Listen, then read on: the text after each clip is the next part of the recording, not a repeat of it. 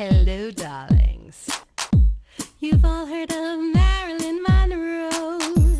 Some of you know Bridget Bardot. I love to mingle, though my husband reminds me I'm not single. Drinking the finest caviar for free.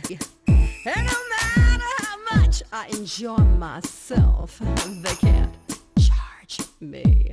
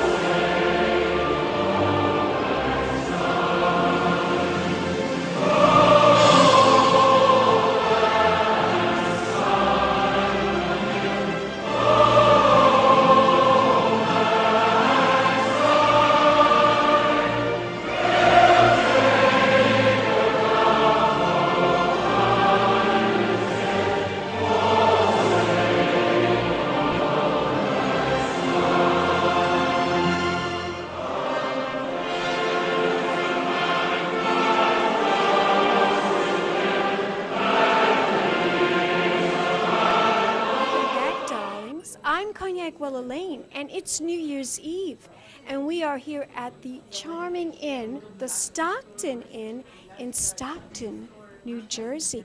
And I'm here with the proprietor of this fabulous, charming inn, Fred Strackhouse.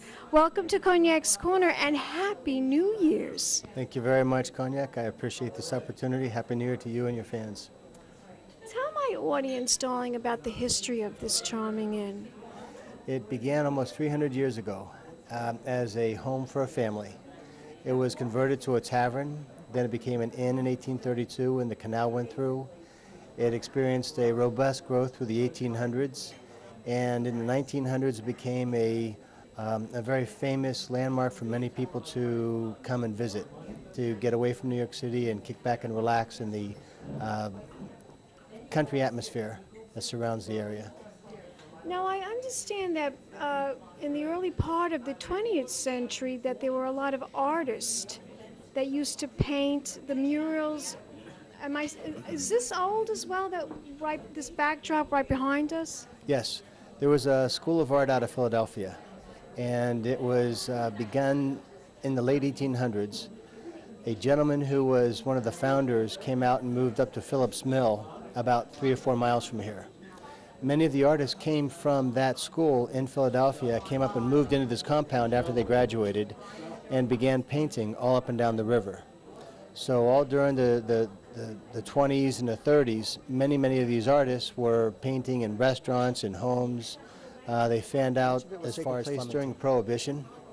And so it began as a barter for sitting there drinking a teacup of whiskey or moonshine while they were painting. The murals here at the Stockton Inn took roughly 6 years to do. They were begun in 1929 and they were finished in 1935. They're really quite breathtaking, I must say. They're really beautiful, really. They're multi-million-dollar walls. Multi-million-dollar walls. So it's a lot of history, it's a lot of work. 3 primary artists. Rad Miller was the one gentleman that did the majority of the work. He brought in 2 of his friends. One was Kurt Weiss, and he apparently had done some of the preliminary or some of the graphic work for Bambi, the book, prior to Disney taking on the production for the movie. Oh my goodness, that's fascinating.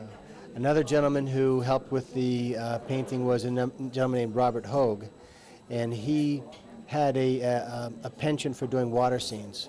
So many of the water scenes in the other murals were done by him. That is truly fascinating. Now, how did you find out about the history of this inn? It's been amazing. Since I took over, I have had so many people come back with bits of information, little tidbits that they recollected, pieces of artwork, pieces of information they've collected over the decades. And I've been able to slowly put it all together. In time, I want to put together, a detailed summary on the website and just paint this whole picture of the amazing history of the Stockton Inn.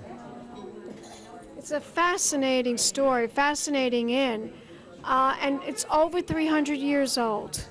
It turns 300 next year, 2010, tomorrow. Oh, okay. So. Wow. That is really remarkable. Really, really remarkable. 300 years tomorrow. It starts. It starts. I want to have a party all year long. You should have a party all year long. Now tell me, darling, what made you buy this inn? I had been working in technology. I was tired of working for other people. I had been looking for a business to move into on my own. Had talked about when I retired buying a bar and a restaurant. And this came up for sale. And your wife coaxed you into it too, I bet, right? No, I had to coax her into it. Really? Yes. This isn't in New York.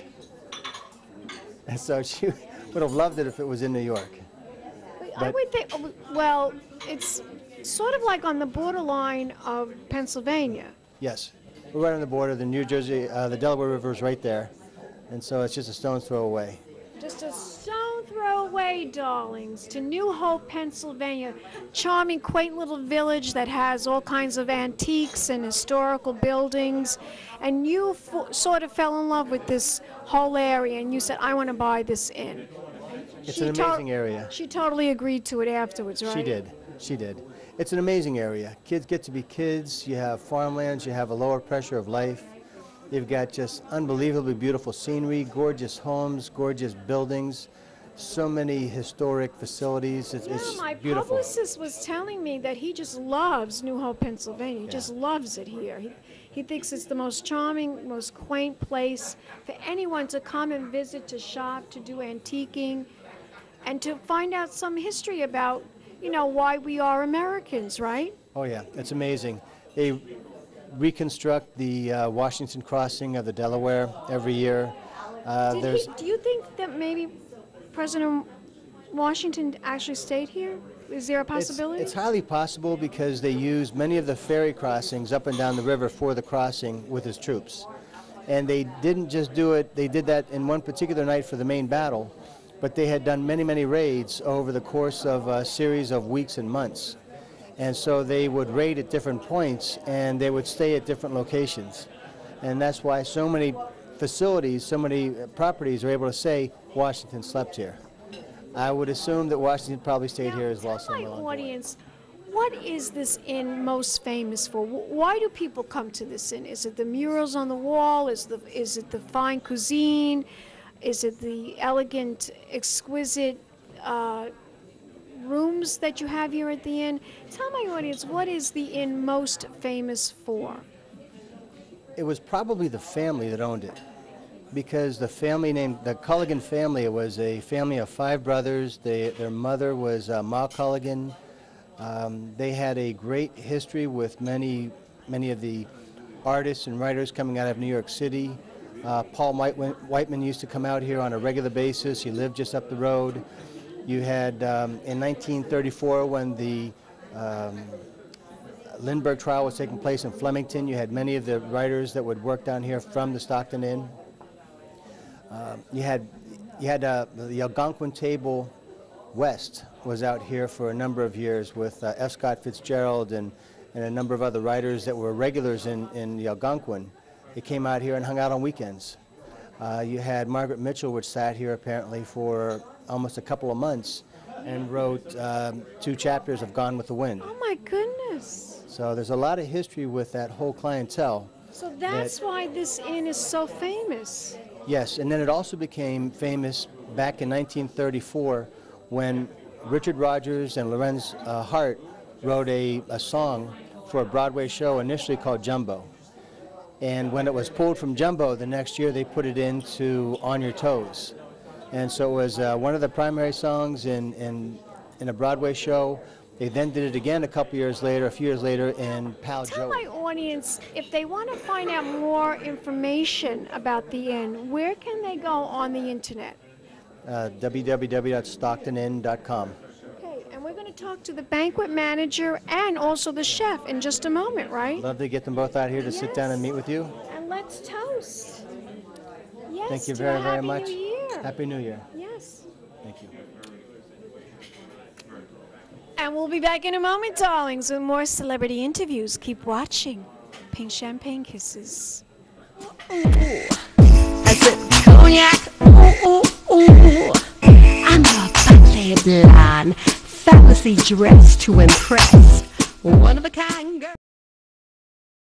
This has been a Crybaby Productions, darlings.